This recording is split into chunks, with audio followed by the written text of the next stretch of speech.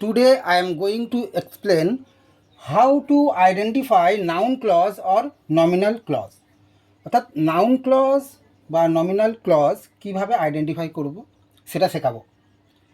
তো এখানে object of verb অর্থাৎ নাউন ক্লজ ভার্বের অবজেক্ট হিসাবে কাজ করে এবং ভার্বকে হোয়াট আর হুম দিয়ে কোশ্চেন করলে যে অ্যান্সার পাবো সেটাই হবে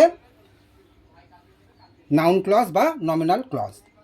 তো number one, he denied that he had written the letter. তো এখানে কোশ্চেন নাম্বার ওয়ান, এখানে কোশ্চেন করব হোয়াট ডিড হি ডিনাই। তো অ্যান্সার কী পাবো? That he had written the letter. তাহলে এটা হবে noun clause. Number two, I do not know when I shall return. এখানে কোশ্চেন কী করব? What I do not know. তাহলে অ্যান্সার কী আসবে? When I shall return. Number three, question করব whom will the law punish. তাহলে answer কী হবে?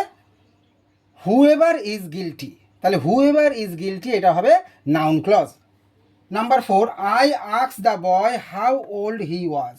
তো এখানে কোশ্চেন হবে what did I ask the boy. তো অ্যান্সার কী আসবে? How old he was. তাহলে এখানে হাউ ওল্ড হি ওয়াজ এটা হচ্ছে noun clause. Number five, the police show the thief how he could escape. তাহলে এখানে কোশ্চেন করব what did the police show the থিপ।